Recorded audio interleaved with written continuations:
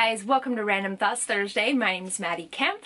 Today I'm going to share with you an episode I'm going to call The Horses That Built Me, a little Miranda Lambert reference there for those of you that love her. And The Horses That Built Me is about some of the horses that I had growing up that helped to teach me how to be a barrel racer, how to teach me how to win, and you know, were kind of the ones that shaped this passion that I have.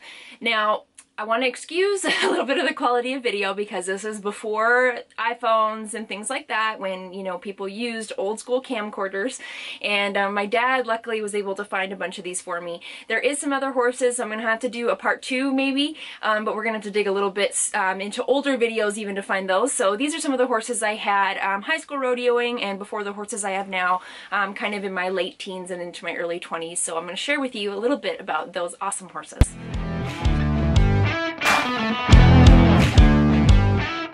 Well, the first one I'm going to show you is my horse Scooter, and Scooter brought me a whole lot of wins and a whole lot of success in my high school rodeo years. I owe a lot to that horse. She's a really good example. I'm such a believer of we can put things out to the universe and it will bring us what we're looking for, sort of a law of attraction type thing.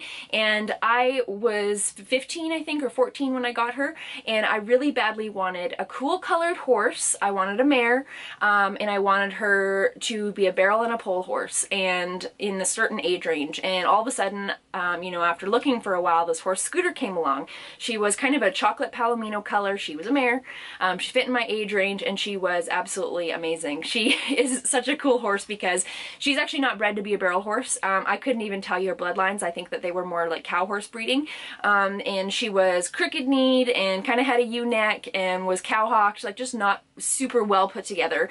Beautiful coloring, and worked her freaking tail off and absolutely loved her job. So even though she wasn't bred to do it, she took me to a lot of success, basically because she loved her job as much as I love to do it. So we had a lot of fun together. She taught me a whole lot. I made the national finals in high school rodeo 2 times on her. I also won the Canadian finals high school rodeo and the pole bending on her. So she was a really awesome horse. And she's 24 or 25 now. She's with another family who bought her for their daughter, and now the mom rides her, and she's spoiled rotten. She looks exactly the same. The horse has not aged a bit, and she still goes in the gate with her head in the air and ready to go. So it's kind of cool to see. But I'll show you a little bit about Scooter is one of those horses Scooter. that I look back and think, I wish I knew then what I know now, because I feel like we could have been even better. But you know, hindsight's always 20/20, and she really did teach me a whole lot. And you know, I won a lot on her, and she gave me a lot of confidence. And I watch how I run into the first barrel on her, and I feel like I get scared now, whereas on her it was just, you just ran in there, you just did it. And you know, it kind of reminded me a little bit watching these old videos, like you got to be confident like that. And horses like her really just build you up and help you learn how to be a winner. So I'm grateful for her every day. One thing I do wish is that I had a baby from her, because that would have been pretty freaking cool. She was full of talent and so much fun. Clock is running. She elects to go with 1 turn to the left-hand side. She's got 2 turns to the right-hand side. Coming on barrel number 2. And barrel number 3, the second turn to the right-hand side. Maddi, let him run all the way home. Blonde hair Cowgirl takes him to the line, and her time, 16.847. What a run. I'm going to Ethan Lucas, shoe number 7, 28-6-32. Maddi from West Virginia, no score on his first one. We'll see what we go to number 2. All right, first one together, MaddiKempf, come on, Matt. 17-5, 78, 17-5, 78, as we get ready to go to this.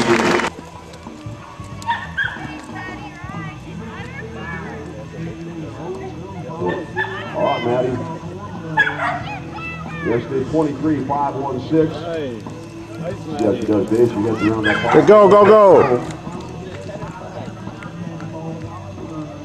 22-925 and 22-925.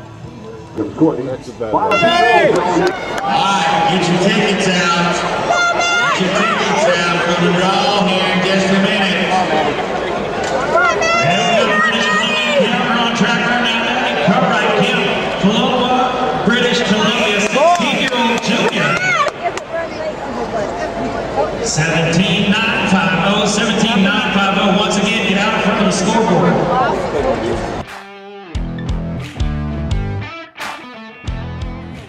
Okay, so George was actually Grinch's brother, and George it's kind of a long story, but I really wanted this horse that a friend of mine, Chelsea Moore, had. His name was Blaster, and Blaster was by a stud called Gassahall, and those Gassahall horses were cleaning up in Canada at the time. They were known to be extremely fast, kind of hard-headed, but if you could get by them, you'd go and win. So I really wanted this horse Blaster that they'd talked about selling. He was a finished barrel horse, very powerful, and a lot more horse that I had currently had. However, they decided not to sell him, and Annette, who was Chelsea's mom, said to me, well, I have another Gassahall son. I wasn't going to sell him, but, you know, since we kind of talked about it and you got your hopes up, maybe you could try him. So he was 5 or 6, I can't remember, and had just been kind of started on the barrel pattern and was a really nice horse.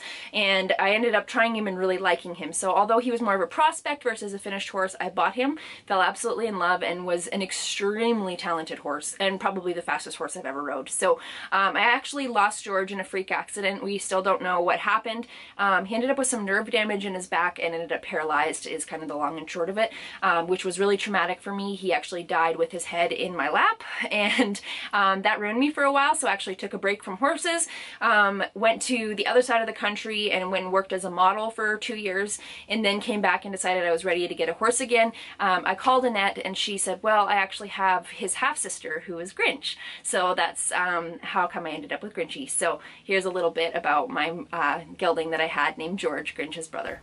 I think the hardest part about losing a horse isn't just losing something you love, but you also lose all the dreams attached to that animal as well. So going to the NFR and the CFR have been dreams of mine since I knew what they were, and George to me felt like he had all the ability in the world to do that. And you know, I mean, I obviously loved that horse so much. I was really attached to him, and at the time when he passed away, he was the only horse that I had. So I lost him, and especially in such a freak accident. He was only 8, and, you know, not really knowing why, or, you know, you just feel like it's unfair, and then all the dreams that you had also go with that horse. So it feels like a lot of things slip away all at once, and I miss him like crazy. I'm really grateful that I had that horse, and he led me to my Grinchy girl, who I absolutely love as well. So you know, life is just unfair sometimes. I wish I still had him, and I know that he would have gone really far if I had some more time with him. And, you know, he did teach me a lot too. He taught me a lot of patience because he was not easy, and taught me never to give up. So I'm grateful for that horse, and yes, I miss him like crazy. Life's just a little bit unfair.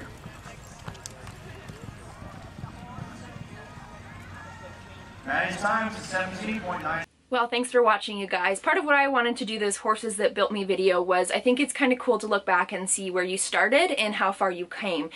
You know, I'm not even remotely close to a lot of the goals that I'd like to reach, I feel like, but I look back, you know, this is 10 or 15 years ago, most of these videos, and I look back at those and I see how I rode, and, you know I was still just as passionate then as I am now, but I feel like my riding and training ability has come so far, so it's kind of cool to look back and say, okay, yeah, the hard work is paying off, and just keep on going. So, you know, I'm sure you guys can look back and think of some really awesome horses you've had over the years that have helped to shape you as a rider and a trainer. So I feel extremely blessed to have had those horses and also get to look back at the videos now. It's kind of cool. So those are 2 of the horses that I had growing up. I'm going to have to do a second one of these when I can find some even older videos of my horses before that, because there was quite a few that have helped bring me along on the way. So thank you so much, and I hope that you guys enjoyed watching The Horses That Built Me.